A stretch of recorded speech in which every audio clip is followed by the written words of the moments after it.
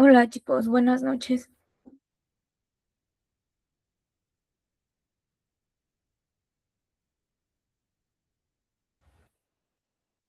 Bueno, vamos a comenzar con su clase del día de hoy y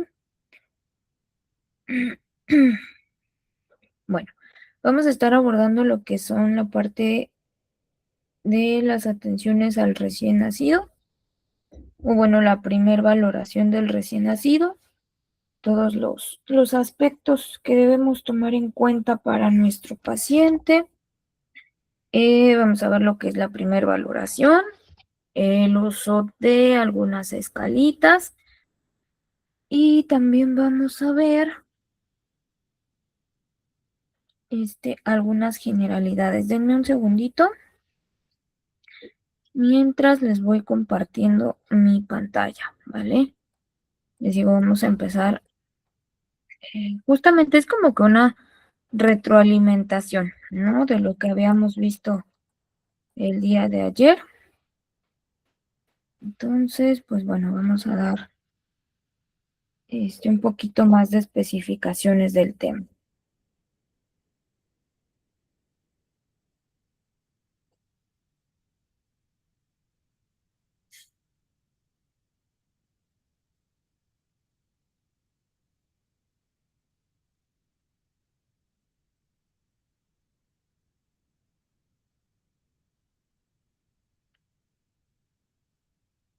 Bueno, vamos a ver lo que es la valoración y el cuidado del recién nacido.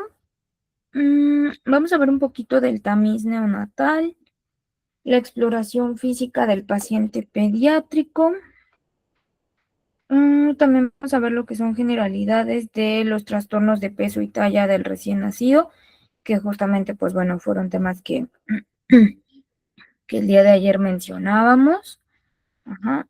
Y vamos a ver algunos trastornos de la edad gestacional del recién nacido, que bueno, pues se van a ver a grandes rasgos generalidades de estos temas, ¿no? Ya más adelante, pues bueno, los vamos a ver más a profundidad. Entonces, pues vamos a empezar con algunas generalidades, hablando un poquito de lo que es la circulación fetal. Pues bueno, respecto a este tema de la circulación fetal, pues es uno de los más importantes porque, pues como bien sabemos, el bebé durante el proceso de desarrollo en el vientre, pues se alimenta por medio del cordón umbilical. ¿Mm? Y hay algo que, pues bueno, es lo que le llamamos la circulación fetal. Entonces, pues bueno, eso es parte vital. Eh, para que esta circulación fetal se dé, pues bueno, vamos a necesitar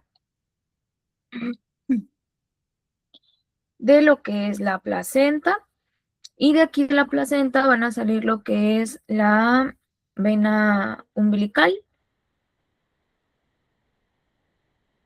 el sistema portal que compone el 50%, la vena cava inferior, que son conductos del arancio con el 50% o más en estrés.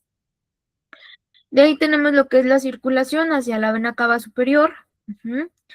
Y pues bueno, todo esto va hacia lo que es el foramen oval. Tenemos arterias coronarias, arterias carótidas, tenemos lo que es la aorta y las arterias umbilicales. Entonces, toda esta circulación fetal viene por medio de lo que es la placenta. Y digamos que, pues bueno, es uno de los puntos más importantes a tomar en consideración, ¿no? Esta circulación fetal que permite pues parte de la nutrición, la oxigenación del bebé y pues algunos aspectos generales. Entonces tenemos aquí en la imagen que les aparece en su pantallita del lado derecho,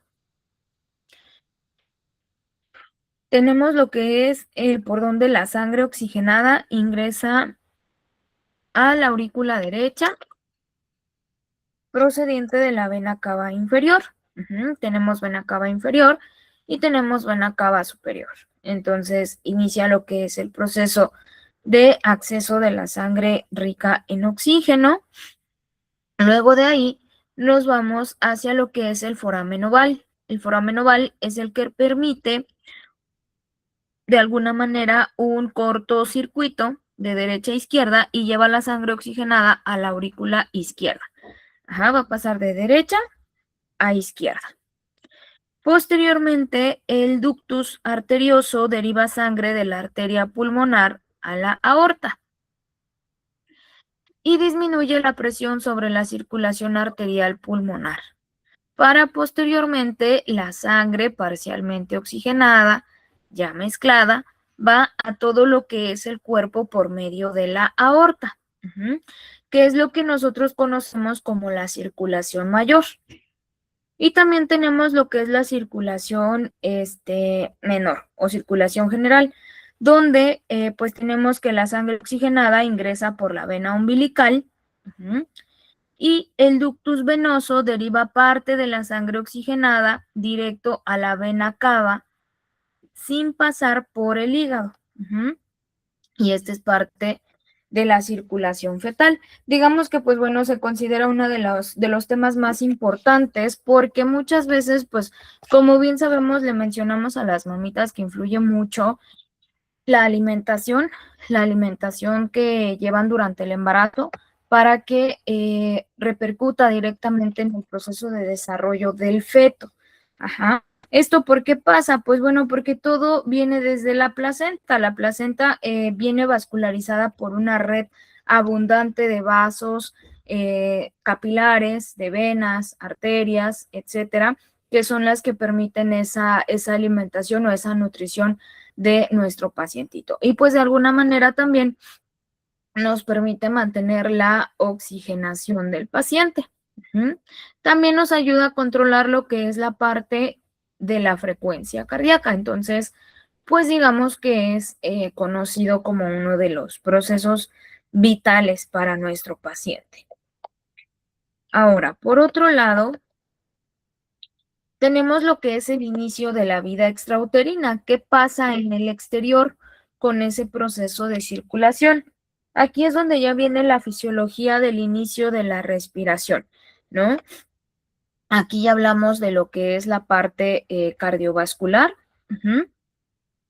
pero también viene la importancia de la parte respiratoria.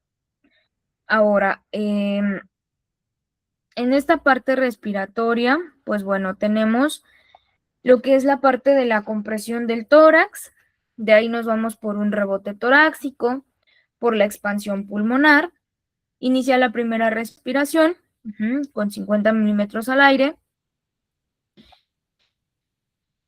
y después viene el establecimiento de la capacidad residual pulmonar, lo cual nos deriva a una respiración normal.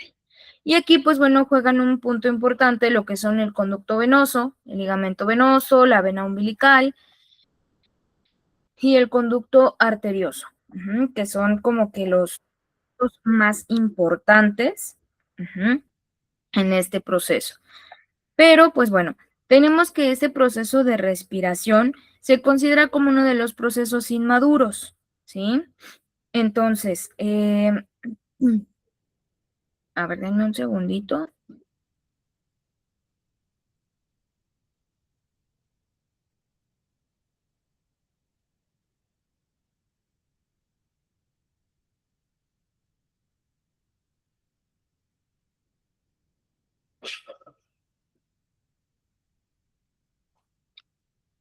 Ok, les decía, se considera como uno de los procesos más complejos y pues de alguna manera un tanto torpes, entorpecidos por el sistema.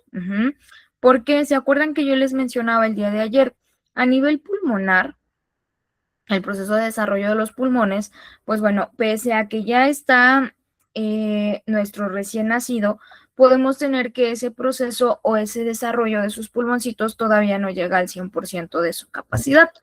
Y esto puede complicar un poquito este proceso o ese patrón respiratorio, ¿no? Entonces, pues aquí sí es importante conocer estas características o estos aspectos, puntos relevantes en lo que respecta a la respiración, ¿sí? Para poder el bebé adaptarse a la vida extrauterina, pues es algo complejo. ¿Por qué? En primera instancia, porque pues ya no se está nutriendo por medio de la placenta, si nos damos cuenta, ¿sí? ya no se está nutriendo al 100% por medio del cordón umbilical, sino que ya tiene un sistema cardiovascular desarrollado, ya tiene un sistema respiratorio ya desarrollado tentativamente, en el cual, pues bueno, se puede empezar a producir ya el funcionamiento fisiológico sin la necesidad de haber una conexión con lo que es la vida intrauterina. Ese es un aspecto también importante. Ahora, por otro lado, ¿cuál es la transición de la respiración fetal a la neonatal? Pues bueno, viene lo que son cambios en el parto y algunos resultados en el bebé. En el parto, el bebé respira, se aplican las pinzas del cordón umbilical, separando la placenta del bebé. Nuestro recién nacido, como resultado, utiliza sus pulmones en lugar de la placenta. ¿Sí? Esto para el intercambio gaseoso, y ese es un punto también importante que debemos tomar en cuenta. Aquí, a partir ya del parto, ya no hay como tal, por así decirlo, un funcionamiento específico derivado de la placenta, sino que ya el bebé de manera autónoma ya empieza a ejercer ese patrón respiratorio y empieza a haber un intercambio gaseoso. Pero, pues bueno, esto pasa ya hasta el momento en el que se pinza el cordón umbilical y se corta ya como tal o se separa ya como tal de la mama, de la placenta. Otro cambio en el parto, pues bueno, se absorbe el líquido en los alveolos, ¿sí? Resultado que perdón, el aire reemplaza el líquido en los alveolos, el oxígeno pasa de los alveolos hacia los vasos sanguíneos del pulmón y el dióxido de carbono pasa por los alveolos para ser exhalado. Mismo funcionamiento que ya realiza por sí solo. Otro cambio que surge en el parto, el aire en los alveolos hace que los vasos sanguíneos en los pulmones se dilaten y como resultado aumenta el flujo sanguíneo pulmonar y el conducto arterioso se contrae gradualmente, ¿sí? Esto quiere decir que, pues bueno, ya por sí solo se va a empezar a ejercer ese patrón o ese proceso respiratorio. Y es algo, pues, vital también, donde, pues, de alguna manera ya no depende el patrón respiratorio de, pues, digamos que de la placenta o de la mamá, sino que ya depende directamente del bebé. Y vienen algunos descubrimientos clínicos de la transición anormal, en los cuales podemos tener un esfuerzo respiratorio irregular o ausente, donde se puede generar apnea o una respiración rápida, se puede generar taquipnea. ¿Por qué? Pues porque está habiendo un cambio, una transición precisamente donde ya no hay un medio de apoyo para que se pueda producir esa respiración, ¿sí? Sino que de alguna manera aquí ya la respiración se produce de manera autónoma, propiamente por el recién nacido. Por eso es que muchas veces decimos puede haber episodios de apnea derivados precisamente de el esfuerzo que está generando el mismo paciente, ¿sí? Por sí solo para producir esa respiración. Puede haber una frecuencia cardíaca lenta, puede haber bradicardia o puede haber taquicardia. Cualquiera de las dos. Podemos encontrar un tono muscular disminuido, que también es válido por la misma situación. Podemos encontrar una baja saturación de oxígeno y una presión arterial baja. O sea, prácticamente los signos vitales del paciente se van a ver un tanto alterados. ¿Por qué? Pues porque ya no hay un mecanismo de apoyo para poder favorecer ese proceso de respiración, sino que ahora necesita hacerlo de manera autónoma y derivado al esfuerzo que se está generando para que esto se produzca de forma autónoma, pues es cuando viene esta complicación. ¿Estamos de acuerdo? Entonces, ahí es donde vienen estas características o estas condiciones clínicas que se van a presentar en el paciente.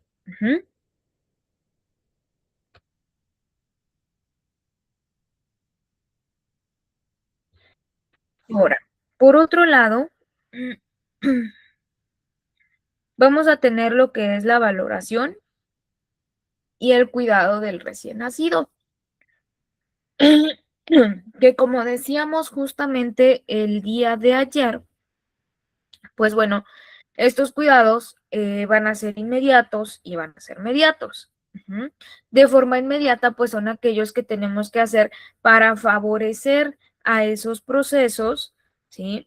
En los cuales ya se van a ejercer de manera autónoma, ya no van a depender de la mamá, ya no van a depender de la placenta ni de ninguna otra situación, sino que ya se van a hacer de manera autónoma. Ujú.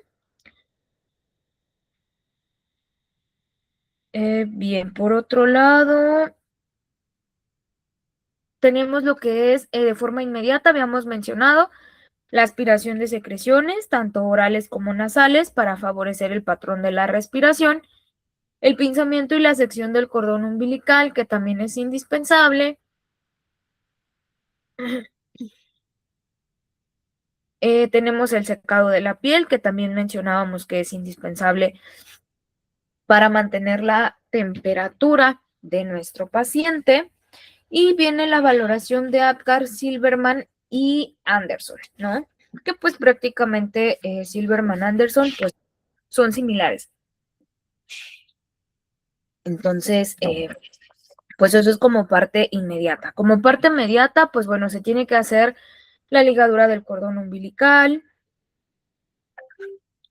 se tiene que hacer lo que es la antropometría, la toma de temperatura, profilaxis oftálmica, la aplicación de la vitamina K que mencionábamos, la identificación del pacientito, la evaluación de la permeabilidad, ¿sí? Rectal y esofágica, la exploración inicial rápida e intencionada. Ujú.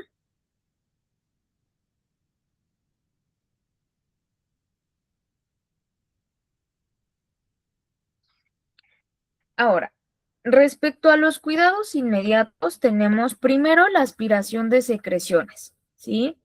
Primero se debe aspirar la cavidad oral y posteriormente la cavidad nasal. Aquí una pregunta, ¿por qué se tiene que hacer esta aspiración?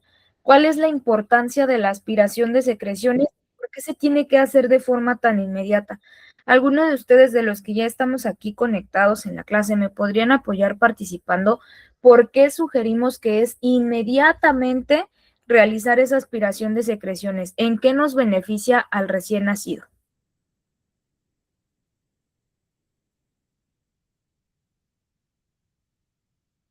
¿Alguien que guste participar?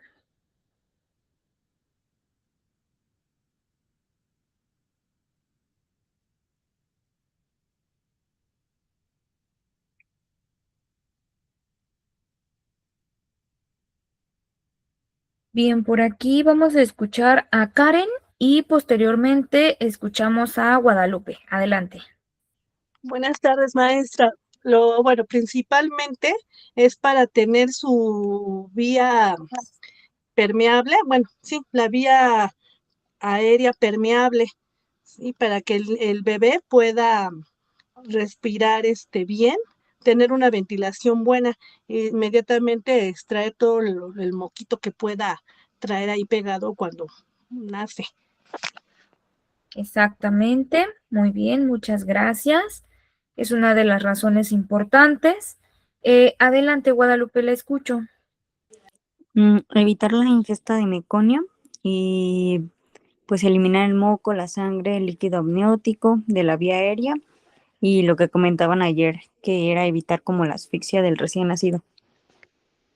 Exactamente, para evitar la asfixia del recién nacido. Muy bien. Por aquí veo otra manita levantada de Rosy. Adelante, Rosy, la escucho.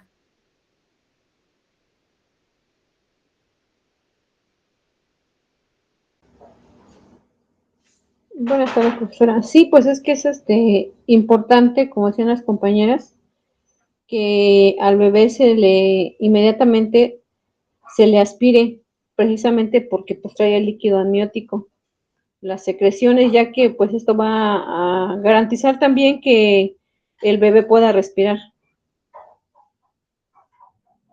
Exactamente, muy bien. Uno de los puntos más importantes que, como ustedes mencionan, es poder hacer esa aspiración de forma inmediata porque todas esas secreciones, no solamente propias del bebé, sino que al momento de nacer viene lo que es el llanto.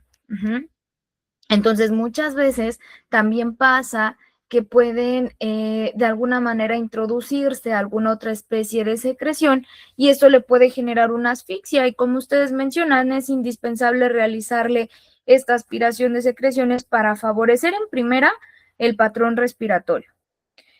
En segunda instancia, para poder favorecer el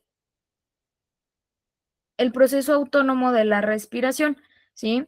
Para poder prevenir que haya una asfixia, ¿sí? Precisamente por esas secreciones, porque muchas veces la consistencia de las secreciones es lo que puede poner en riesgo.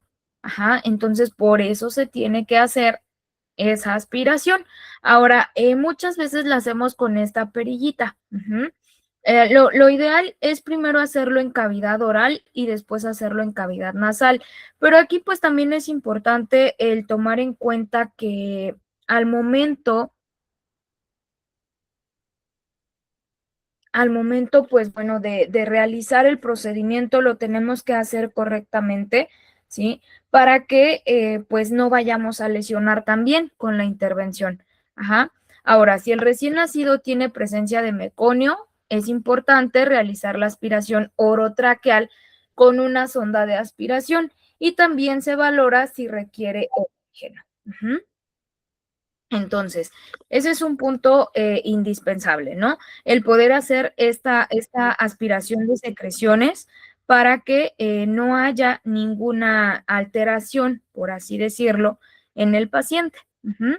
Entonces, pues bueno, ese es un factor importante. La aspiración de secreciones.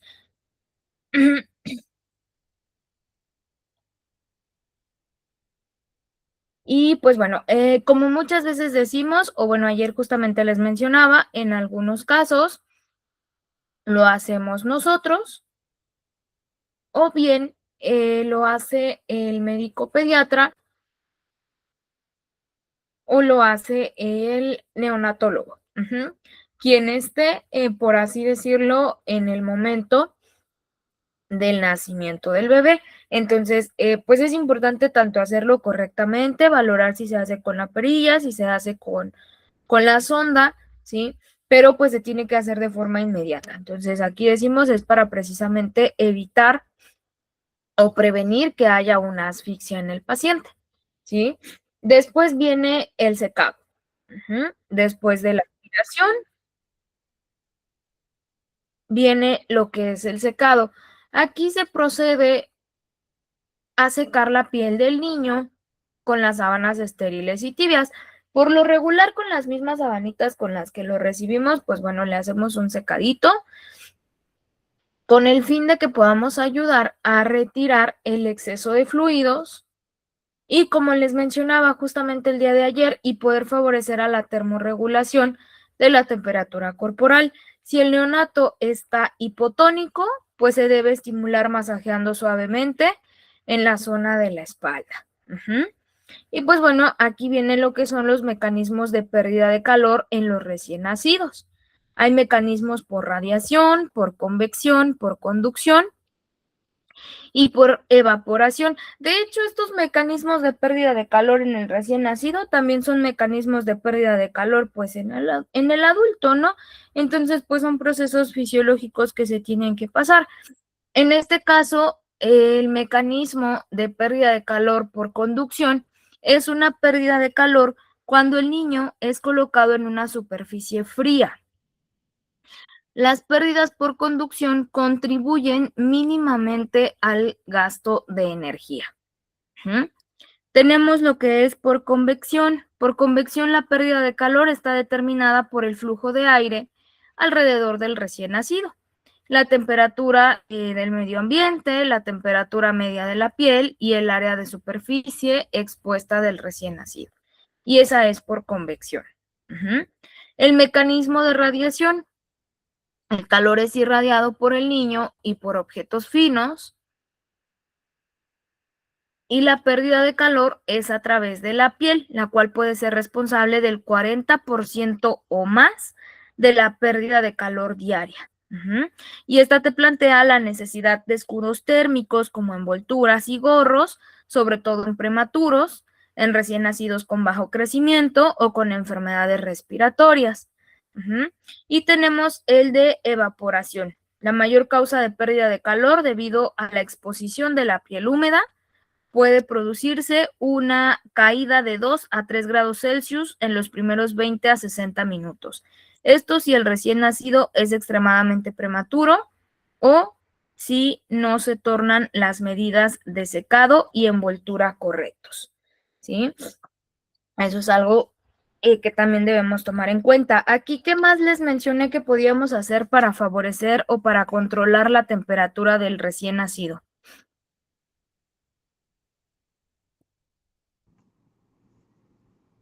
Por aquí levantó su mano Lucero. Adelante, Lucero, la escucho. Buenas tardes, compañeros, maestra, buenas tardes. Buenas También tardes. nos comentó que pues el Vernix nos ayudaba para seguir manteniendo la temperatura del bebé. Entonces, al momento de secar al bebé, pues es importante no retirar el Vernix.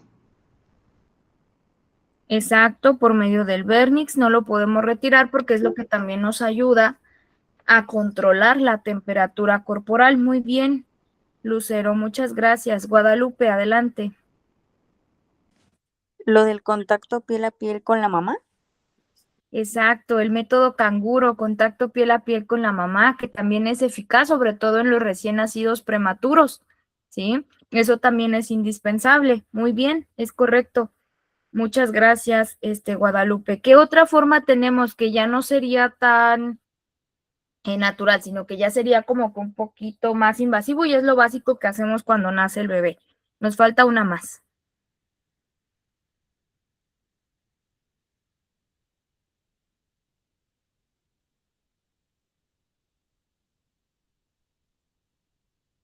Por aquí nos levanta la mano Angélica. Adelante, Angélica, la escucho. ¿Qué tal, maestra? Buenas tardes. Serían las lámparas o las cobijitas esas que ponen con luz, ¿no? Para mantener el calor. Exactamente, pueden ser las cunas térmicas, pueden ser las lamparitas o pues sí, muchas veces les llamamos cunas radiantes, que por aquí veo que me la agregaron en un mensaje, la cuna radiante, el contacto piel a piel con la mamá, ponerlo en incubadora, exactamente, tratar de buscar la alternativa para mantener el calor. Acuérdense que aquí el secado nada más es para ayudarnos a mantener el calor en el bebé. No es para otra cosa que digamos, uy, es bien importante hacerle el secado por otra razón. No, aquí lo vital pues es poder ayudar a que haya un mecanismo de termorregulación. Eso por la parte del secado. Ahora, la ligadura del cordón umbilical. Posteriormente, pues bueno, vamos a realizar la ligadura del cordón umbilical entre 3 a 5 centímetros de la base. Y vamos a ligar correctamente para posteriormente cortar por arriba de la ligadura, ¿sí? Primero, hay que verificar que el cordón tenga sus 2 arterias y una vena, ¿sí? Para descartar alguna malformación. Hay que verificar que el cordón fue ligado correctamente y que no hay riesgo de sangrado. Ahora, para el corte del cordón umbilical, se va a colocar las pinzas, ¿sí? Aquí decimos de un aproximado de 3 a 5 centímetros de la base, se coloca la primer pinza. Y le vamos a dejar una separación pequeña de un centímetro aproximadamente. Y vamos a colocar otra pinza adicional. En la parte del medio, en el inter de pinza a pinza, en ese centímetro que estamos dejando entre cada pinza, vamos a hacer el corte. Y ya que hagamos el corte, vamos a verificar lo que mencionamos aquí, que el cordón tenga 2 arterias y una vena, ¿sí? Esto con la finalidad también de poder descartar alguna malformación. Entonces, pues bueno, esa es la parte inicial. Hay un procedimiento que podemos realizar cuando muchas veces tenemos a los recién nacidos que necesitan algún tratamiento intravenoso, medicaciones, hidrataciones, no sé, cualquier situación. Y necesitas hacer la instalación de un catéter. Para la instalación del catéter viene lo que es lo menos, pues digamos que lo menos invasivo, ¿no? La onfaloclisis. Si han escuchado, la onfaloclisis es la instalación de ese acceso venoso por medio de la vena que se encuentra justamente en el cordón umbilical. Han de cuenta que vamos a identificar dónde están las dos arterias, dónde está la vena, y en esa venita vamos a instalar el catéter y por ahí podemos aplicar los tratamientos. Entonces, ese es un tratamiento que podemos aplicar.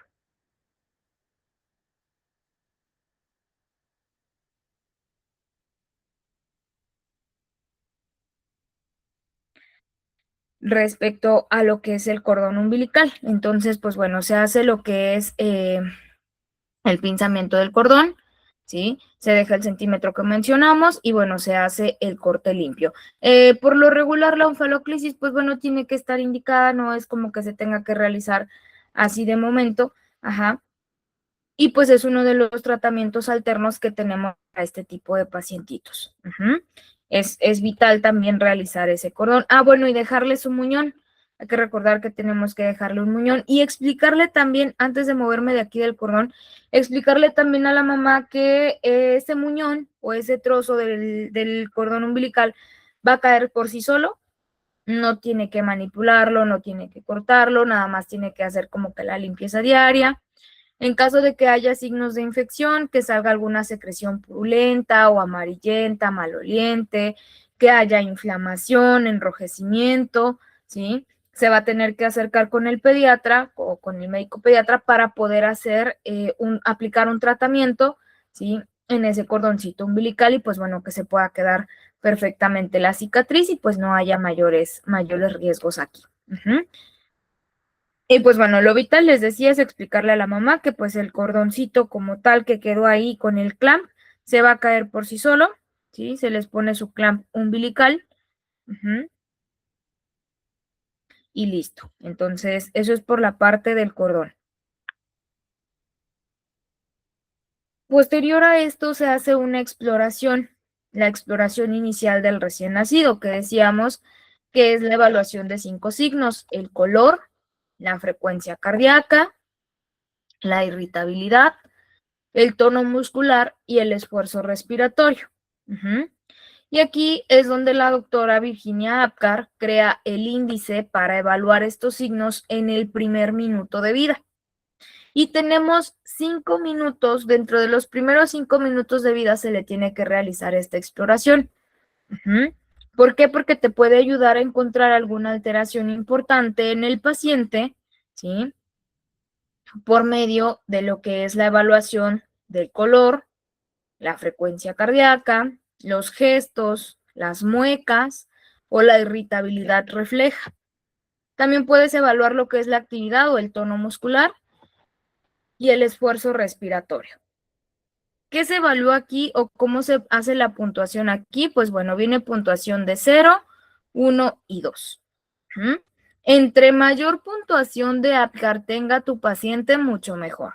Entre menor puntuación tenga, pues bueno, es un paciente que te puede estar presentando asfixia, apnea o cualquier otra alteración. En este caso, por ejemplo, aspectos o color, ¿sí? En el color, pues bueno, puede venir pálido, amoratado. Puede venir con puntuación de 1, con tronco rosado, con extremidades azuladas. Puntuación 2, cuando está un pacientito completamente rosadito, ¿no? Cuando tiene un colorcito rosa. Pulso o frecuencia cardíaca, en una puntuación 0, pues es cuando está ausente, ¿sí? Aproximadamente menor de 100 latidos por minuto o mayor de 100 latidos por minuto, puntuación 1 y 2. Gestos, muecas o irritabilidad refleja, viene sin respuesta en la puntuación 0. Muecas en la puntuación 1 y estornudo o tos en la puntuación 2. Actividad o tono muscular, Si tenemos un tono muscular flácido, puntuación de 0. Un tono muscular con cierta flexión de las extremidades, puntuación de 1. Y si hay una buena flexión de las extremidades, pues bueno, con la puntuación 2. Esfuerzo respiratorio, si está ausente, pues es en puntuación 0. Débil, irregular, con llanto débil, puntuación de 1. ¿Sí? Bueno o con llanto fuerte, puntuación 2. Y aquí vamos a hacer nuestras puntuaciones. Si me da de 0 a 3 puntos, hay niveles críticos. ¿Sí? Está severamente deprimido, puede presentar asfixia severa y hay que considerar apnea secundaria. De 4 a 6 puntos es un paciente moderadamente deprimido, levemente deprimido, con asfixia moderada o con apnea primaria. Y de 7 a 10 puntos se encuentra en un estado excelente, vigoroso, con una condición satisfactoria. ¿Sí? Esta escala de Apgar específicamente la realizamos de inicio porque necesitamos detectar si hay algún riesgo a desencadenar apnea o algún riesgo de asfixia. Entonces, por eso se realiza en los primeros 5 minutos de vida. Esto es respecto a la escala de Apgar, ¿sí? Es la primera escala que vamos a utilizar. Ahora, ¿qué factores pueden influir en el índice de Apgar? Bueno, lo que te puede dar un resultado falso positivo pueden ser prematuridad, el uso de analgésicos, el uso de opiáceos, el uso de sedantes, el uso de sulfato de magnesio, un traumatismo cerebral agudo, un parto precipitado, miopatías congénitas, neuropatías congénitas, traumatismos de la médula espinal podrían ser, anomalías del sistema nervioso central, anomalías pulmonares como hernias diafragmáticas, obstrucción de las vías respiratorias como atresia de Coanas, neumonías congénitas, sepsis, infecciones también pueden ser, episodios previos de asfixia fetal, ¿sí? Que haya sido recuperado tu pacientito, hemorragias o hipovolemias. Estos pueden darte resultados falsos positivos. Y resultados falsos negativos, acidosis materna, valores altos de catecolaminas fetales o algunos recién nacidos a término. Esos son algunos factores que podemos tener de resultados falsos negativos y falsos positivos. Ahora, tenemos otra valoración, que es la valoración de Silverman-Anderson. Y en esta valoración, lo que hacemos es considerar lo que es el patrón de la respiración, para ver si se presenta dificultad respiratoria o que haya algún proceso anormal en el patrón respiratorio, ¿sí? Y también lo hacemos por grados. Hay de grado 0, grado 1 y grado 2, y se va haciendo también el puntaje. En este caso, ¿qué signos clínicos evaluamos? La elevación de tórax y del abdomen.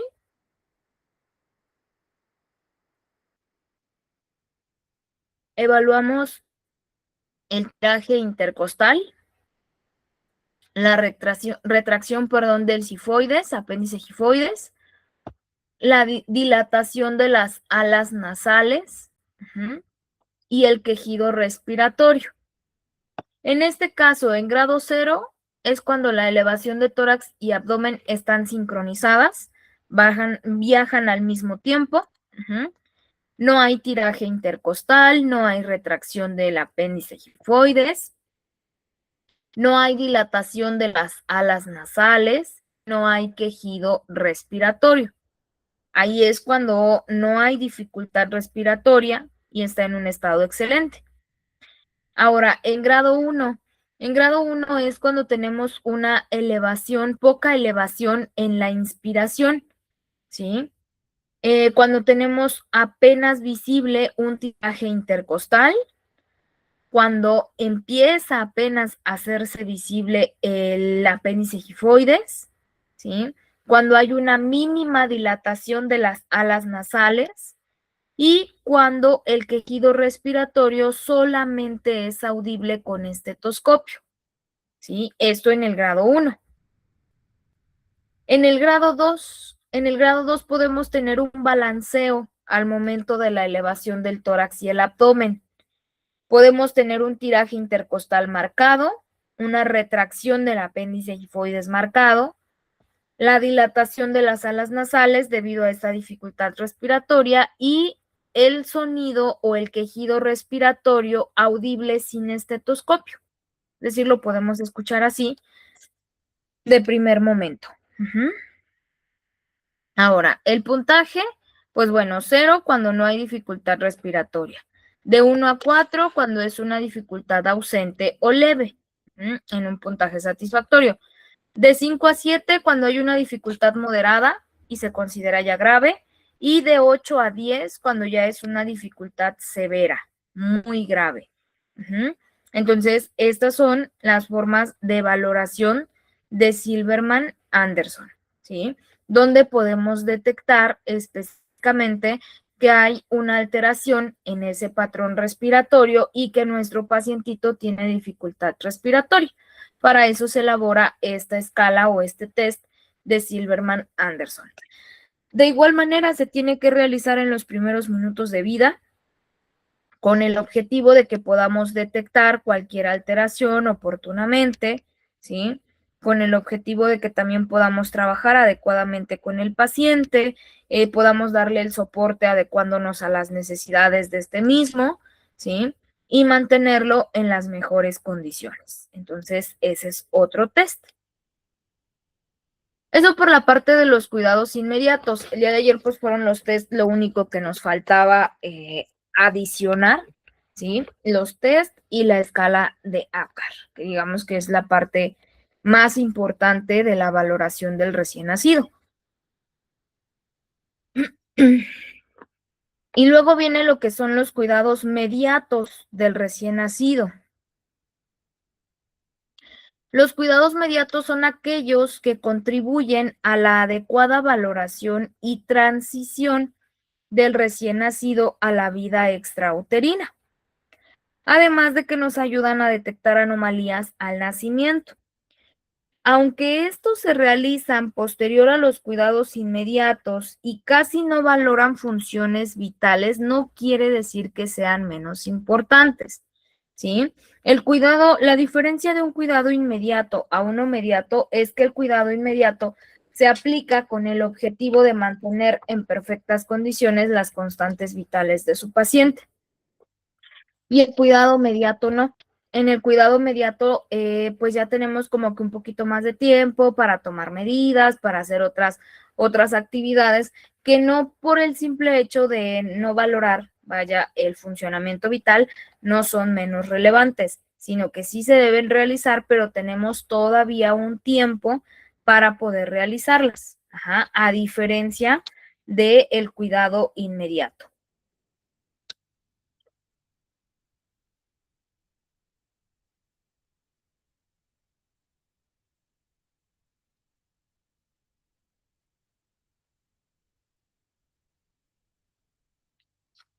Ahora, por otro lado, para la prevención de hemorragias, pues bueno, esto lo habíamos hablado el día de ayer, se hace la aplicación de la vitamina K.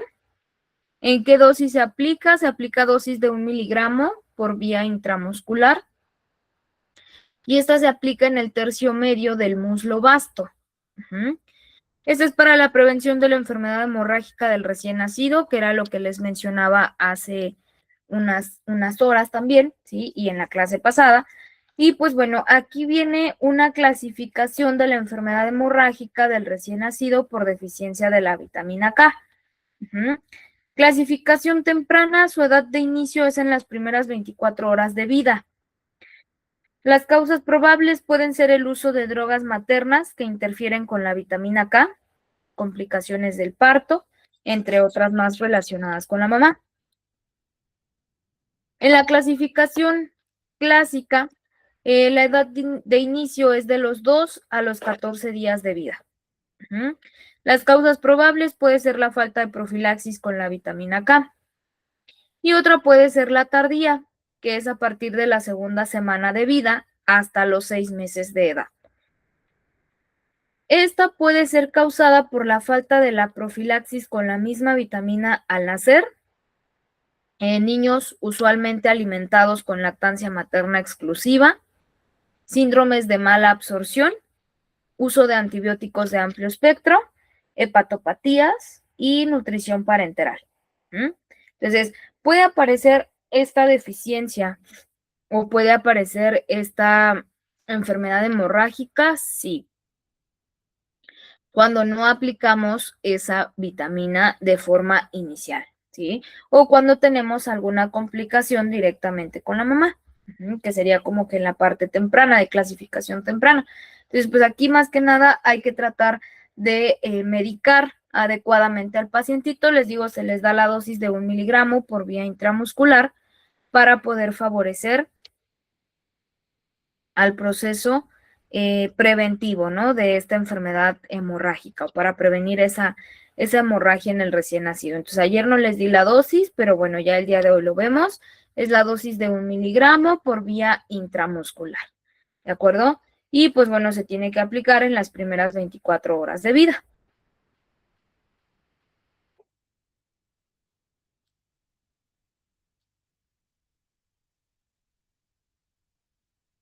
Viene también lo que es la profilaxis oftálmica. Esta es la aplicación de cloranfenicol vía oftálmica, es una gota en cada ojo y esto es para evitar infecciones de la mucosa oftálmica por microorganismos adquiridos en el canal de parto.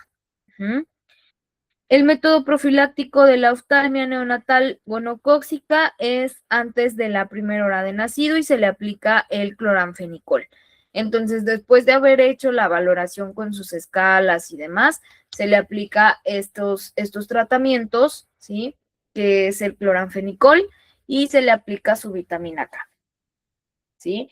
El cloranfenicol, pues es indispensable, nazca por cesárea o por parto, porque muchas veces me dicen, bueno, y si no nació por parto, es lo mismo, pasó por una cavidad, ¿no? Estuvo en contacto con fluidos, entonces, pues, preferible es aplicar este tratamiento, ¿sí? Para prevenir de procesos infecciosos y, pues, en el caso de la vitamina K, para prevenir de hemorragias. Son tratamientos preventivos.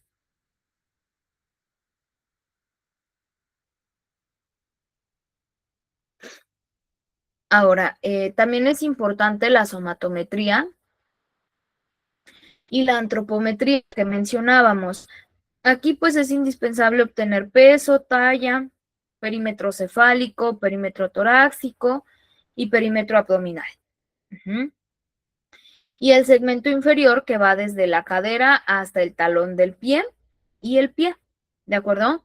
Ahora, para el perímetro cefálico, vamos a colocar una cinta métrica, ¿sí? A la altura por encima de lo que es el pabellón auricular, ¿sí? O la parte de la oreja. Entonces, colocamos ahí de inicio nuestra cinta métrica, la pasamos por debajo de la cabecita a la misma altura y nos tiene que dar un perímetro aproximado de 35 centímetros más o menos 2 centímetros, ¿sí? En el perímetro cefálico. Para el perímetro torácico nos va a dar un aproximado de 33 centímetros más o menos 2 centímetros, ¿sí? ¿Y cómo se obtiene? Pues se coloca la cinta a la altura de donde está lo que es el esternón, ¿sí? En la parte de la mitad, por aproximadamente la altura de apéndice gifoides. Y de ahí partimos, rodeamos la parte del abdomen, pasando por debajo de la axila del bebé, y hacemos la medición del perímetro torácico. De igual manera lo registramos y pues bueno, hay que verificar o hay que ser muy exactos con ese perímetro torácico, ¿sí? Al igual que con el cefálico. Tratar de que las medidas sean muy exactas. Eso es parte de la antropometría. Entonces, ese es otro perímetro. Vamos a medir el perímetro abdominal a la altura del ombligo, de la línea umbilical. Ahí va a ser nuestro punto de partida. Y de igual manera rodeamos para medirlo. El perímetro abdominal debe de ser de 31 centímetros más o menos 2 centímetros, ¿sí? Esto por la parte del abdomen. Fíjense que no es lo mismo, el tórax es arriba, tóxico, y abdominal es aquí abajo, ¿sí? Vamos a medir lo que es la región plantar, el pie, que era lo que les mencionaba. El piecito te puede medir 7 centímetros, más o menos 1 centímetro de variedad, podemos tener de variación, ¿sí? Entonces te puede ir de entre los 6, 7 u 8 centímetros. Entonces ahí vamos a hacer la medición del pie. El segmento inferior se mide desde lo que es la altura de la pelvis, ¿sí? Hasta la parte del talón, que te puede dar un aproximado de 18 centímetros, si lo alcanzan a ver aquí en la imagen, te da 18 centímetros aproximadamente. Puede ser más o menos 2 centímetros. Pueden ser 18, 17, ¿sí? O 16 centímetros, 20 centímetros, ¿sí? Eso ya va a depender mucho de tu pacientito. Y bueno, no es algo que tengas que preocuparte, ¿verdad? A veces lo que influye en las medidas antropométricas, en que haya una variación, tiende a estar correlacionado con lo que es la parte de el peso, ¿sí? Y la edad gestacional. Si tienes un pacientito de término, pues bueno, vas a tener las medidas exactas. Si tienes un pacientito, por ejemplo, que contrario a esto, sea un pacientito que te sobrepasa las 40 semanas de gestación, que te llegó a las 45, porque pues ha habido casos en los que esto llega a pasar, pues puede que a lo mejor tus segmentos, tus perímetros sean mucho más grandes, ¿no? Pero no hay nada de qué preocuparte. Generalmente pues está correlacionado con la edad de término de la gestación.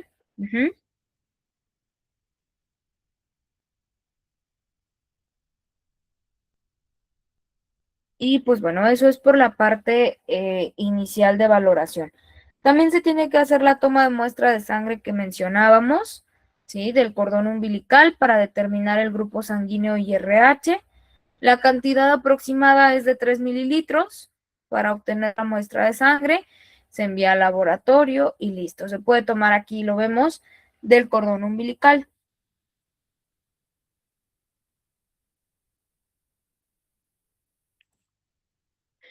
Hay que verificar también la permeabilidad esofágica y anal.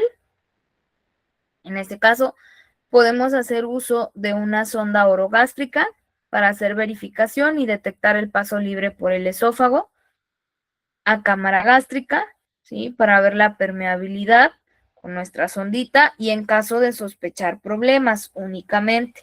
Cuando empezamos a ver ahí como que algunos problemillas para la respiración, la deglución o demás, pues bueno, podríamos hacer esta valoración. Y a nivel anal, pues se hace con un termómetro anal, rectal, nada más que pues bueno, ese termómetro hay que introducirlo despacio, lubricado, para que no vayamos a lesionar al pacientito y pues ver si hay alguna obstrucción, ¿sí? Al momento de instalar nuestro termómetro. Digamos que esa es como que la parte inicial, ¿no? Verificar la permeabilidad. Para la regulación de la temperatura corporal, les decía, las medidas que vimos de inicio son complementarias, son de como que de rescate en el momento, pero también podemos hacer el uso de compresas y la cuna radiante para verificar que el recién nacido se haya termorregulado como signo de adaptación hacia la vida extrauterina. Entonces hay que regular esa temperatura del paciente, hay que mantenerlo en una temperatura adecuada o en una temperatura idónea. Entonces, pues eso también es vital realizarlo, ¿vale? Les digo aquí lo adicional puede ser, ya lo habíamos mencionado, no hay que quitar de todo el vernix, hay que favorecer con la cuna, hay que favorecer con el secado, ¿sí? Para poder mantener adecuadamente esta temperatura de nuestro pacientito. Entonces, pues eso es como que la parte básica, primordial para la regulación de la temperatura. Y es como que lo inicial, lo que vamos a hacer de primer momento en nuestro paciente.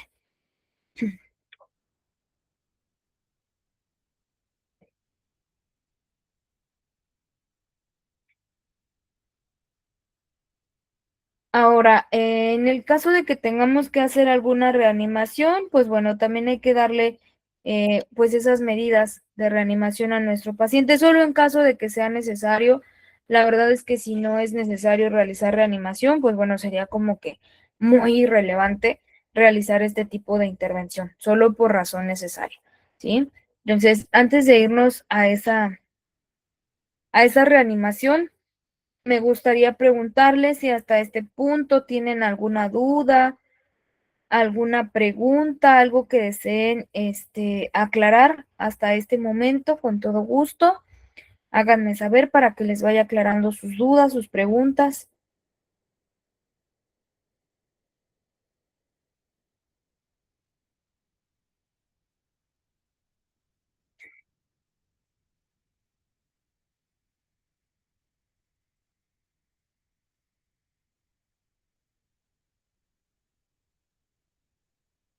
Hasta ahorita todo bien, mis gracias. Perfecto, muchas gracias, Angélica. Muy bien, por aquí me dicen que todo bien. Perfecto. Bueno, de aquí nos vamos entonces a lo que justamente les compartía, la reanimación. Les digo, la reanimación se realiza únicamente, a ver, por aquí veo que levantó su mano Rosy. Adelante, la escucho. Dudas no tengo ninguna, maestra, pero la pregunta es que si, bueno, entré un poquito tarde, si me podría pasar luego las diapositivas Claro que sí, antes de sin que pase. problemas se las compartimos. Ok. Al Sí, yo se terminar, las voy a estar compartiendo. Sí, yo creo que al terminar la clase les voy a enviar la presentación para que ustedes puedan tener el material. sí, gracias. No hay de qué.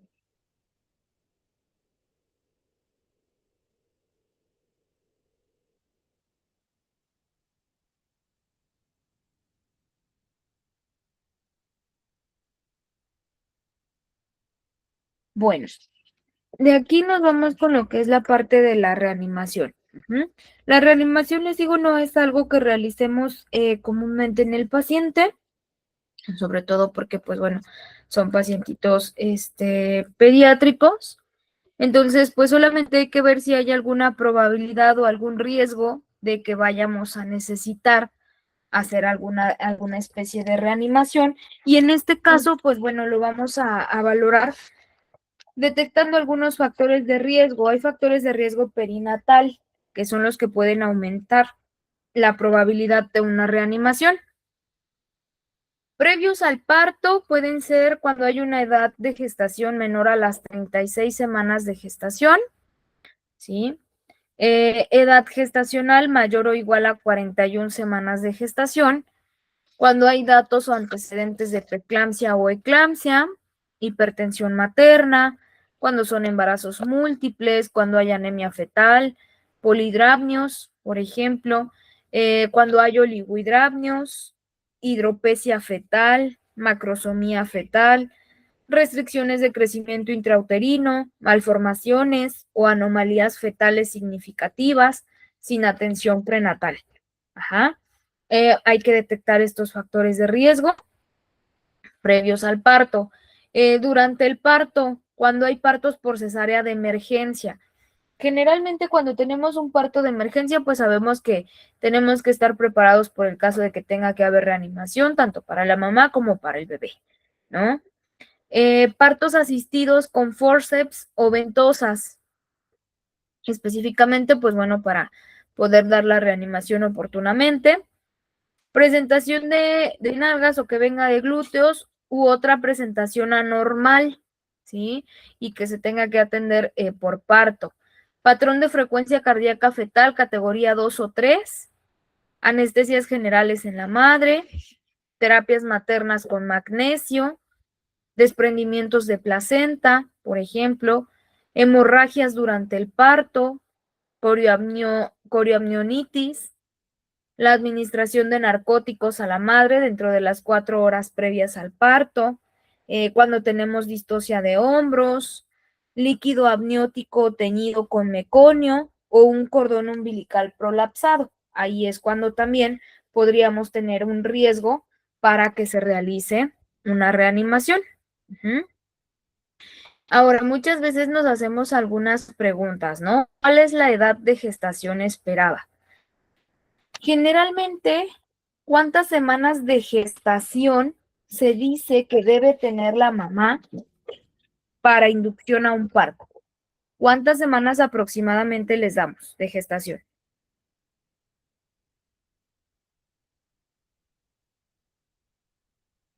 Adelante, Rosy, la escucho. 37, maestra, o 38. Exactamente, de 37 a 38 semanas. Muy bien. Lucero, por aquí veo que dejó su manita levantada. La escucho, Lucero.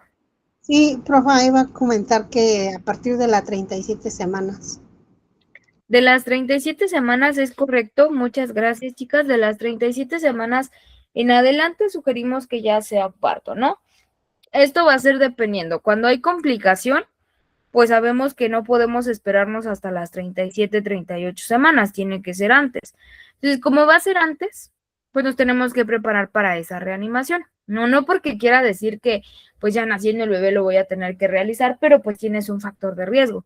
Entonces, como ya tienes un factor, a lo mejor tienes otros más de que la pacientita tenía preeclampsia, eclampsia o alguna otra alteración, dices, pues me tengo que preparar, ¿no? En este caso, pues bueno, su edad gestacional esperada puede ser de 37, 38 semanas, pero también nos podemos extender hasta las 40 semanas de gestación, solo si es necesario. Si no, 37 o 38 semanas y no pasa nada. Por lo regular, en las primigestas no son exactas a las 37 o 38, se te van hasta las 39 semanas, 40 semanas de gestación, y ya cuando vemos que de plano no hay ni señales de que va a haber un parto, ya va para las 41 semanas, ya se programa, se le induce a los dolores de parto si es candidata y se induce a un parto. Pero nos vamos de 37 a 38 semanas de gestación. Ahora, el líquido amniótico, respecto al líquido amniótico, ¿de qué color es? ¿Es claro? ¿Es oscuro? ¿De qué color es el líquido amniótico?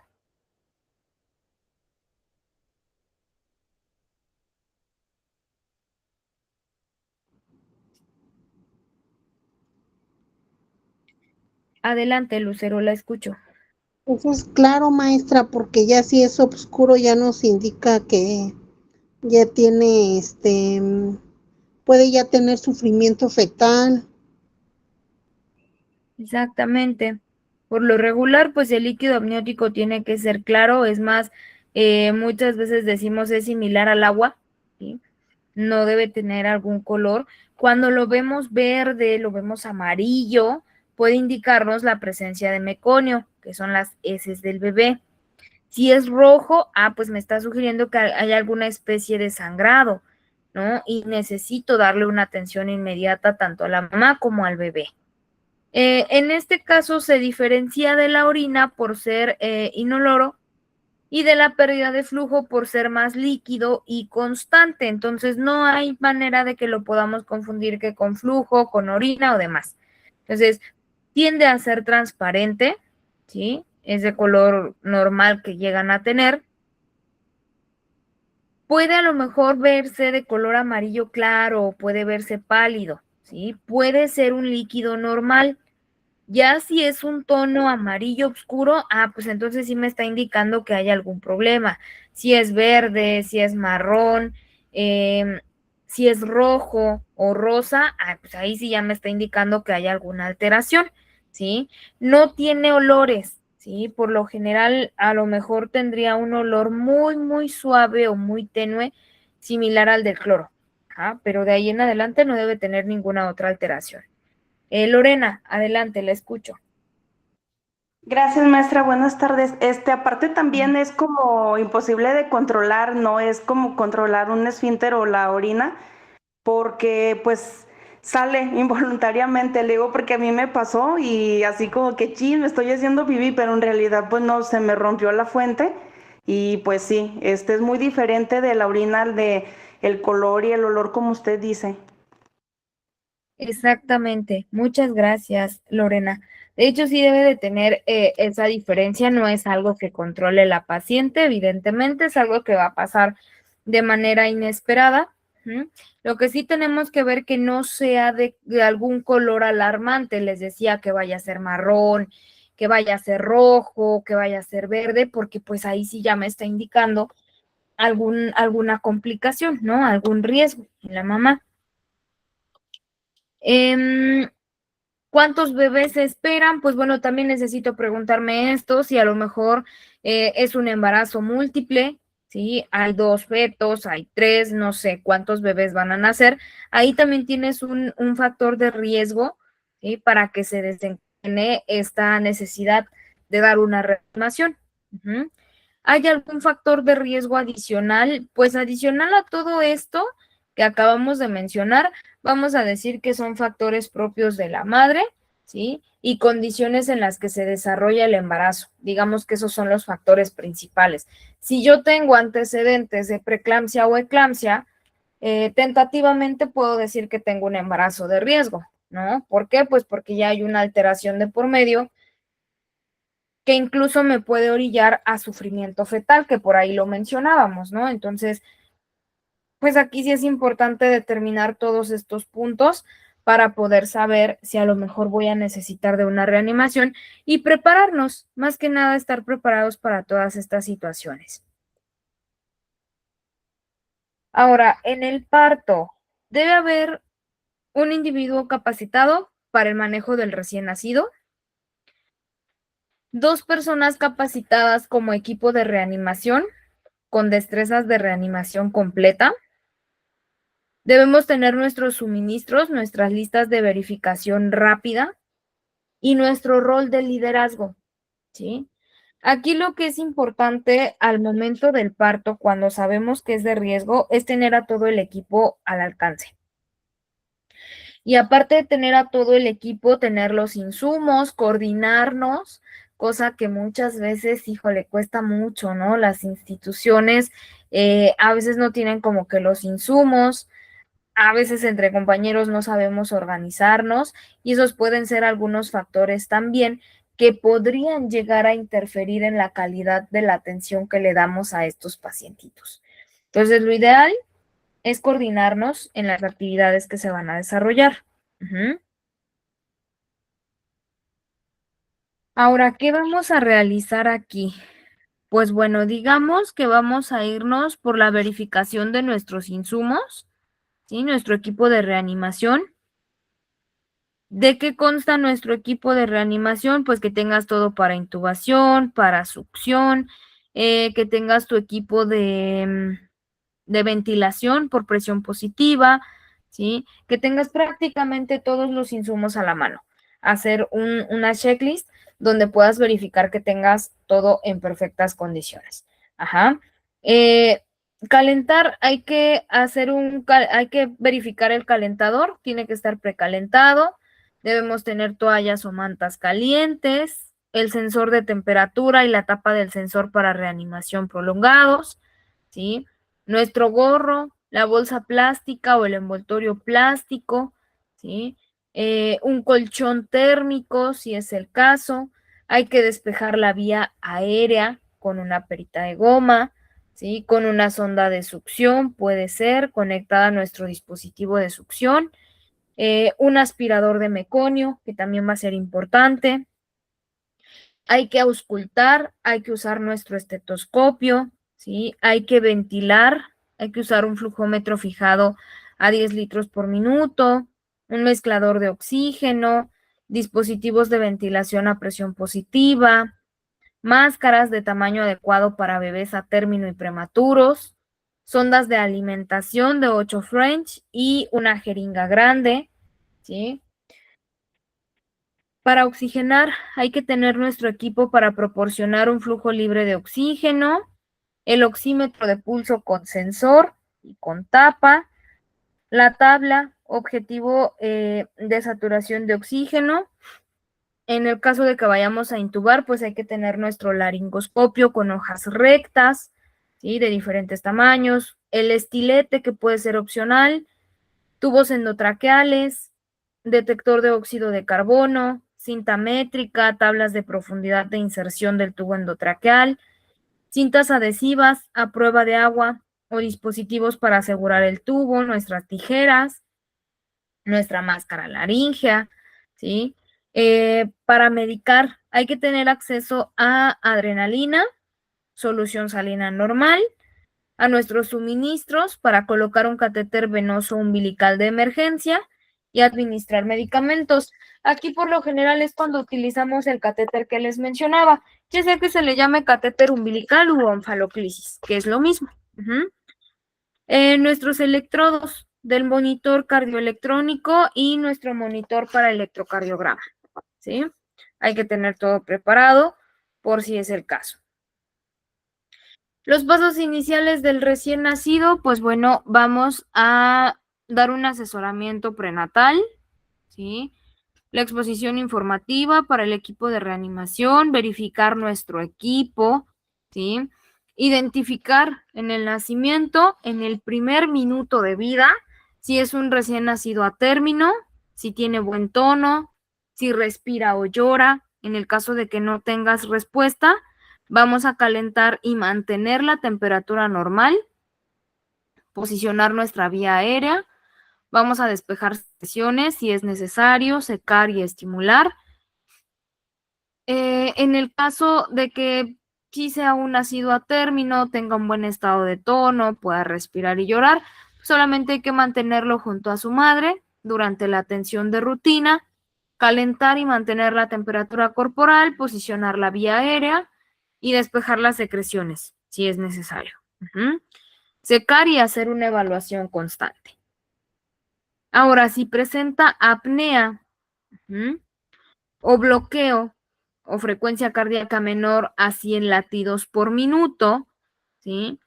Vamos a utilizar nuestro monitor de saturación de oxígeno y vamos a considerar la toma de un electrocardiograma. Tiene una frecuencia menor a 100 latidos por minuto, vamos a verificar el movimiento del pecho. Vamos a hacer pasos correctivos de la verificación si es necesario.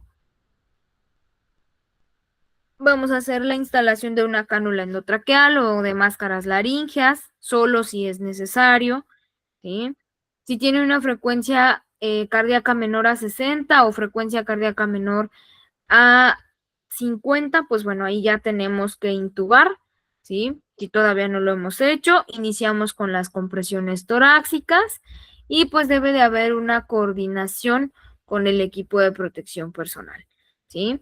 Entonces, aquí lo que es importante que, pues bueno, si les digo, si se necesita una reanimación, pues sí necesitamos tener todos los insumos a la mano, porque pues bueno, va a ser de manera inmediata, prácticamente en los primeros minutos de vida, pues se le va a tener que realizar esa reanimación al paciente, ¿no? Y pues tenemos que estar al pendiente justamente de todas estas situaciones. Entonces, eso es por la parte inicial. ¿Estamos de acuerdo? Hay que valorar y determinar. Si ya sabemos que tenemos factores de riesgo, probablemente vamos a necesitar de una reanimación, ¿sí?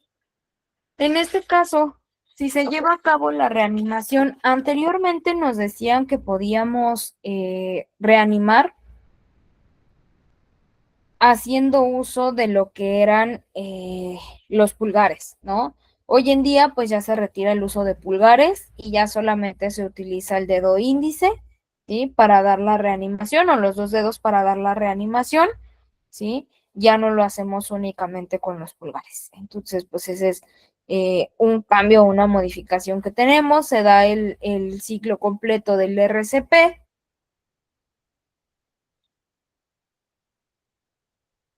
Y ya una vez que tenemos de vuelta a nuestro pacientito, pues bueno, se deben mantener en la unidad de cuidados intensivos neonatales.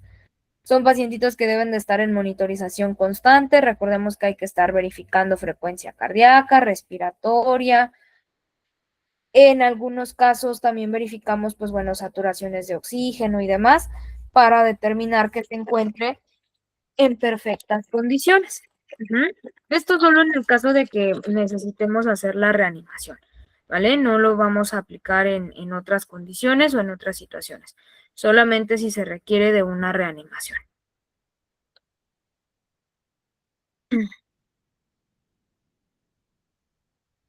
Ahora viene lo que es parto y pinzamiento. Aquí, pues bueno, también hay que tener cuidado al momento de pinzar, ¿sí? Al momento del parto. ¿Por qué? Pues porque vamos a tener sangre en la placenta, porque va a haber un intercambio placentario, el cual continuará mientras fluye la sangre adicional hacia el bebé a través de la vena umbilical. ¿Cuáles son los beneficios del pinzamiento tardío? Hay menor mortalidad, hay un volumen sanguíneo más alto, hay menos necesidad de transfusiones de sangre y menos riesgo de hemorragias cerebrales, ¿sí? Entonces, para el pinzamiento, pues hay que recordar que se hace a los pocos minutos después de nacido, ¿sí? Podemos retrasarnos de 30 a 60 segundos para los bebés de término y prematuros más vigorosos. Hay que colocarlos en el pecho de la madre o abdomen enseguida de que nació el bebé. Utilizar envoltorios de plástico de polietileno, ¿sí? Verificar el tono del bebé y el esfuerzo respiratorio. Esto por la parte inicial, ¿no? Tenemos que valorar todos estos aspectos en el pacientito y poder darle como que los cuidados indispensables, ¿no? Les digo, vitalmente pues hay que verificar que no haya algún riesgo latente importante en el pacientito, ¿sí? Y hacer su valoración o su evaluación inicial con 3 preguntas. ¿Cuáles son esas 3 preguntas? Lo primero, preguntarnos si parece un bebé de término, ¿sí? Cuando nosotros recibimos al recién nacido, o bueno, cuando estamos al momento del parto o de la cesárea, tenemos que verificar si este bebé cubre con las características de un bebé justamente a término. En el caso de que no sea así, pues bueno, consideramos el traslado a la unidad de cuidados intensivos, ¿sí? Verificar si el bebé presenta buen tono muscular, que es lo que mencionábamos en una de sus valoraciones. Si el bebé respira o llora.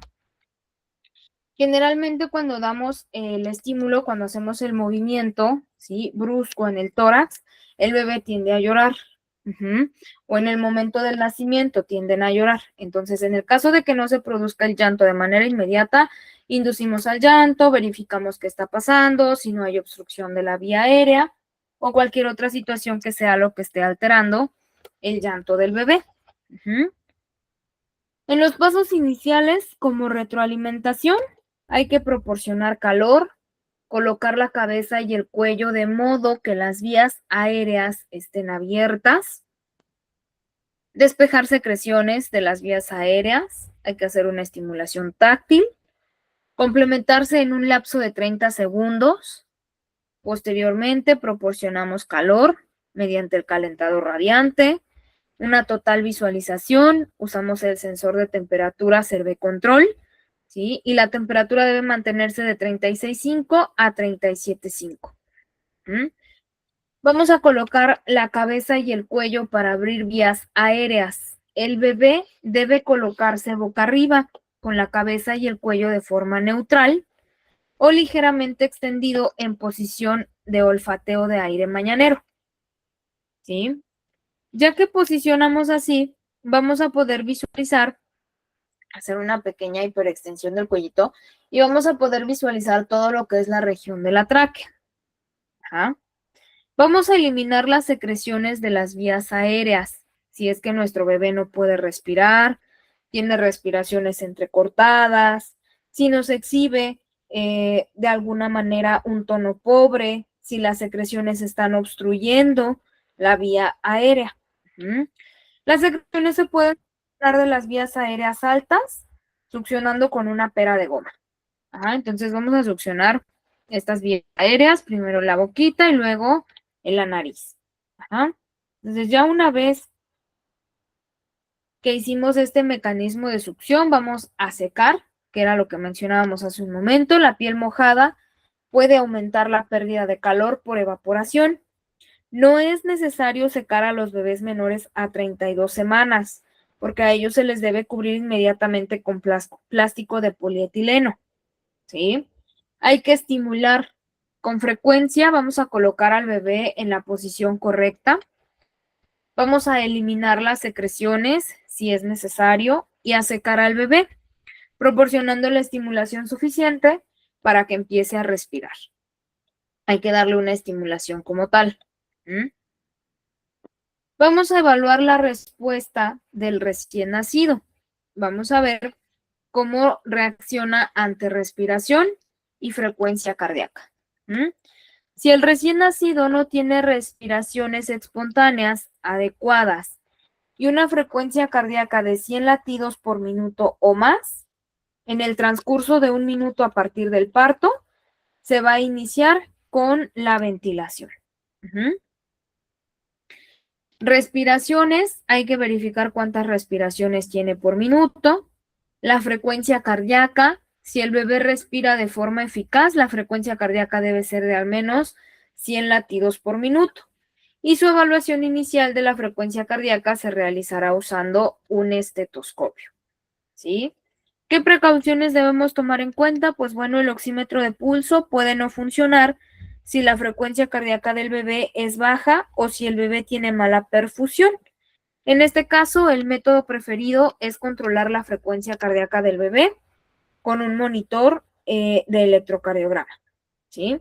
Entonces, ahí ya es en el caso de que veamos mayores alteraciones o complicaciones en el paciente, pues bueno, ya vamos a hacer uso de dispositivos adicionales. ¿Qué vamos a hacer si el bebé respira y la frecuencia cardíaca es de al menos 100 latidos por minuto, pero el bebé se ve continuamente cianótico? ¿Sí? Primero necesito saber qué es la cianosis. El término cianosis describe la piel o membranas mucosas con un tono azulado, causado por la mala oxigenación de la sangre. Y es lo que conocemos como acrocianosis, que es habitual en el recién nacido y no indica mala oxigenación, ¿sí? Ahora, hay que verificar con el pulsioxímetro, ¿sí?, el oxígeno que es transportado por la hemoglobina, ¿sí?, dentro de los glóbulos rojos, en lo cual la hemoglobina en esta saturada con oxígeno absorbe luz roja de forma distinta a la hemoglobina que no transporta oxígeno. Y aquí un oxímetro de pulso utiliza una fuente de luz y un sensor para medir la absorción de luz roja que pasa a través de los capilares en la piel. Y estima la cantidad de hemoglobina que está totalmente saturada con oxígeno. Ahora, los recién nacidos que atraviesan una transición normal pueden tardar varios minutos en aumentar la saturación de oxígeno en sangre, aproximadamente el 60%, que es el estado intrauterino normal, y a más de 90%, que es el estado eventual de los recién nacidos sanos que respiran aire. Entonces, muchas veces no necesariamente esa pigmentación cianótica te puede estar indicando datos o signos de asfixia, ¿sí? De que no hay un buen, vamos a decir, un buen patrón respiratorio, sino que a lo mejor viene correlacionado por otra situación. Por aquí, ¿qué puedes hacer? Suministrar oxígeno suplementario, ¿sí?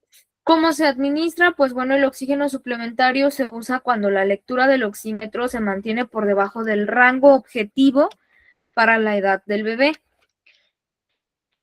Aquí se puede administrar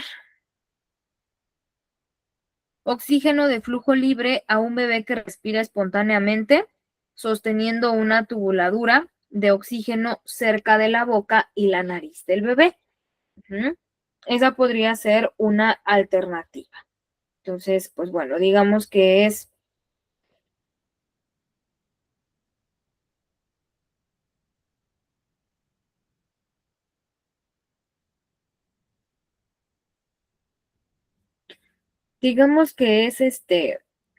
un mecanismo, un método que tenemos de valoración de nuestro paciente.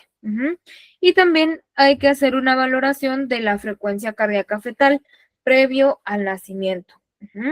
En la categoría 1, pues bueno, es un trazo normal y es predictivo de un estado ácido básico fetal normal al momento de la observación y se indica una rutina de seguimiento. En la categoría 2, esto se considera un trazo indeterminado. Actualmente la evidencia no es adecuada para clasificarlo como normal o anormal y se indican la evaluación posterior, la vigilancia continua y la reevaluación, ¿sí? Y en la categoría 3 es un trazo anormal y es predictivo de un estado ácido básico fetal, anormal al momento de la observación, el rastreo de categoría, ¿sí? Requiere evaluación e intervención inmediata.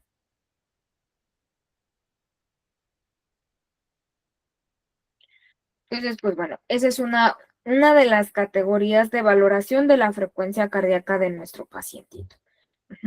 Es la frecuencia cardíaca fetal que, pues bueno, debemos determinar antes del nacimiento para saber también si hay alguna alteración. Ahora, ¿qué vamos a hacer? Aquí viene un caso clínico, que es un caso clínico de transición retrasada, donde viene, pues bueno, la explicación de la paciente. Es una mujer multípara con un embarazo de 39 semanas de gestación. Se presenta en trabajo de parto activo y con ruptura de membranas. Poco después de su internamiento, presenta fiebre, se le administran antibióticos durante el parto por una probable corioamnionitis. El monitoreo de la frecuencia cardíaca fetal muestra un patrón de categoría 2, patrón indeterminado que necesita evaluación, vigilancia y posiblemente otras pruebas para garantizar el bienestar del feto. El trabajo de parto avanza y el profesional obstétrico llama a su equipo de reanimación para atender el parto natural. Cuando ingresa a la sala, le presenta al equipo a la madre en trabajo de parto, le hacen 4 preguntas prenatales al profesional obstétrico para evaluar factores de riesgo perinatal. Su equipo de reanimación completa la exposición informativa para el equipo de reanimación previa a la reanimación y la verificación del equipo. Inmediatamente después del parto, el bebé exhibe un tono pobre y no llora. El profesional obstétrico lo sostiene con una manta caliente, succiona suavemente la boca y la nariz con una pera de goma y lo estimula para que respire frotándole suavemente su espalda. El bebé continúa exhibiendo un tono débil y esfuerzos aéreos irregulares. Se pinza y se corta el cordón y lo llevan al calentador radiante. Se coloca su cabeza y cuello en la posición para despejarle vías aéreas, mientras un ayudante continúa estimulando suavemente. Otro proveedor documenta los eventos a medida que ocurren. El tono débil y la dificultad respiratoria del bebé mejoran rápidamente. Su ayudante, que ausculta con un estetoscopio, informa que la frecuencia cardíaca del bebé es de 120 latidos por minuto. Hay buenos sonidos respiratorios. 5 minutos después del nacimiento aún tiene cianosis central y un sensor de oximetría de pulso colocado en la mano derecha. Su saturación de oxígeno está por debajo del valor específico en minutos que figura en el diagrama de flujo, por lo que se le administra oxígeno suplementario sosteniendo un tubo cerca de su cara. La concentración de oxígeno se ajusta para que su saturación permanezca dentro del rango objetivo. 10 minutos después de haber nacido, el bebé respira regularmente y se ha interrumpido la administración de oxígeno suplementario. Su saturación de oxígeno permanece normal y se le coloca piel a piel sobre el pecho de la madre para continuar la transición mientras se controlan atentamente los signos vitales y la actividad para detectar un posible deterioro. Poco después, el equipo de atención realiza una sesión informativa corta para evaluar su preparación, trabajo en equipo y comunicación. Ahora, aquí les leí rápidamente el caso, ¿no? Pero vamos a tener una actividad. De este caso clínico, ustedes van a redactar, ¿sí? Hagan de cuenta que pueden hasta tomarle una capturita, pegarlo ahí en una hoja, en una página de Word, y van a describir si las medidas que se tomaron aquí de inicio para el bebé fueron las correctas, qué es lo que nos faltó en esa atención que se le dio al recién nacido, a qué no le estamos dando importancia, porque por ahí nos da como que ciertos puntos que no se les está dando como que el debido interés, ¿sí? Solamente se mantiene en observación, pero probablemente podamos evitar daños mayores en ese pacientito. Entonces, ¿qué vamos a hacer? Una especie de discusión de este caso clínico. ¿Ustedes qué hubieran hecho? ¿Por qué? ¿Y para qué? ¿Sí? De todo lo que acabamos de ver, lo que acabamos de mencionar, ya tenemos como que las bases, ¿sí? Ustedes díganme qué le faltó porque no se le ha hecho, por aquí no se menciona su valoración de los primeros 5 minutos de vida, etcétera. Entonces, ustedes van a desarrollar por medio de una discusión qué harían y qué no harían, ¿sí? Con este pacientito recién nacido. ¿Mm? Eso va a ser una actividad y va a ser una breve discusión que van a generar en Word. Otra actividad que van a tener va a ser investigar lo que son los tipos de tamiz, ¿sí? Tipos de tamiz. Eso lo vamos a hacer, lo pueden adjuntar allí mismo. ¿Cuáles son sus usos, sus indicaciones, ¿sí? De qué previenen o qué detectan. Y esto lo vamos a hacer en un esquema de llaves, ¿sí? Vamos a realizar un esquema de llaves, se los estoy escribiendo aquí en el chat para que lo puedan realizar. Esta actividad la van a entregar para el día viernes, porque hasta el día viernes tenemos clase.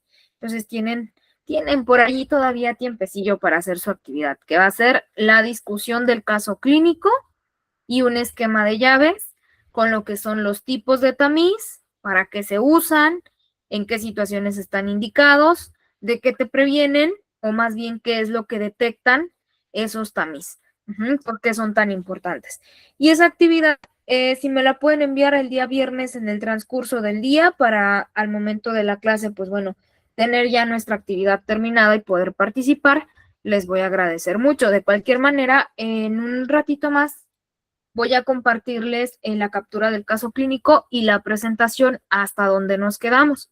¿Estamos de acuerdo? Para que puedan ustedes también disponer del material. Entonces, no sé si tengan alguna duda con su actividad, con los temas que estuvimos viendo, preguntas. Adelante, pueden hacerlas antes de que terminemos la clase, por favor. Guadalupe, adelante. Escucho. ¿Me puede repetir lo de la actividad, por favor? Sí, del caso clínico hay que hacer una discusión. Si está bien lo que se hizo en el caso clínico, qué hubieran hecho ustedes, qué le faltó, etcétera, como complementando ese caso clínico, con todo lo que acabamos de ver. Y adicional a esa actividad van a hacer una investigación de los tipos de tamiz, cuáles son sus usos, sus indicaciones, qué detectan o qué previenen esos tamizajes. Y eso lo vamos a hacer en un esquema de llaves. Ambas actividades pueden ir en el mismo formato de Word. El caso clínico que les estoy mencionando es el que acabo de quitar de la pantalla. Ahorita se los voy a compartir en el chat, en el grupo de WhatsApp, para que lo puedan ver ahí. Y ya les comparto también la presentación por si quieren agarrar información de ahí de la presentación. ¿Estamos de acuerdo? Sí, gracias. Para servirle. Entonces, si alguien más tenga dudas, preguntas, tiene que ser en Word, sí, de preferencia en Word. Si tienen alguna otra aplicación, por ejemplo, luego veo cómo me los entregan como que en formatos de Canva, PowerPoint, etcétera, también lo pueden hacer así. Yo no tengo ningún inconveniente. Ahora que si por alguna razón o algún motivo no tienen computadora o algún dispositivo, hay algunas aplicaciones que pueden descargar en el celular que traen la paquetería de Word y demás. Entonces, por si las quieren descargar, se las comparto en un ratito en el grupo y ya ahí mismo también los pueden enviar. Ya si no tienen modo o no están familiarizados al 100% con esas herramientas, por lo pronto les voy a dar oportunidad de que lo entreguen en fotografía, lo hagan a mano, y lo entreguen en fotografía, pero hay que tratar de familiarizarnos un poquito con estas herramientas, ¿vale? ¿Para cuándo es la tarea? Para el día viernes. Para el viernes mínimo tengan el caso clínico y las generalidades de los tamiz, ¿vale? Por favor. Y si las pueden enviar en el transcurso del día, mucho mejor. Esas me las pueden enviar ahí en el chat de WhatsApp o ahorita que les mande mensaje, igual rescatan de ahí mi número y me los hacen llegar de manera personal si gustan. ¿Alguna otra duda, preguntas que tengan?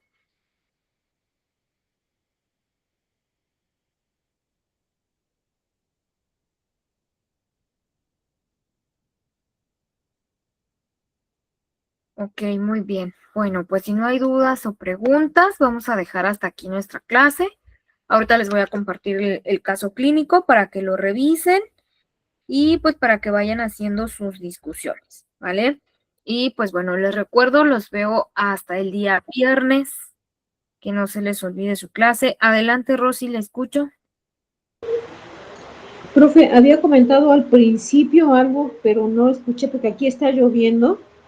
No escuché qué fue lo que comentó en cuanto al caso clínico. Una de las primeras realizaciones que se van a hacer. Del caso clínico vamos a hacer una discusión, una breve discusión de qué es lo que está bien en el caso clínico, qué se hizo mal, qué le faltó a la resolución del problema del paciente, más que nada, y pues sus puntos de vista de qué es lo que le agregarían ustedes adicional a las medidas que ya se tomaron en ese caso clínico. Ok, maestra, gracias. Lo que pasa que, bueno, no se veía muy bien la letra aquí en el dispositivo. No sé si ahorita que nos envíe usted se vea mejor. Sí, ahorita se va a ver bien. Lo que pasa que como está muy chiquita la letra, pues no se alcanza a distinguir bien. Pero ahorita que se los comparta, ya ustedes abren el archivo y ya se ve mucho mejor ahí en el archivo, ¿vale? Para que puedan hacer su actividad. Perfecto.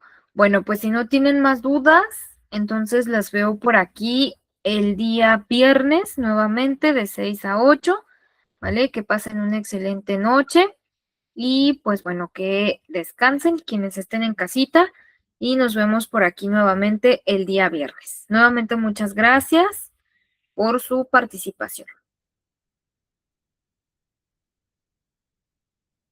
Gracias, maestra. A ustedes, chicas, muchas gracias. Buenas noches.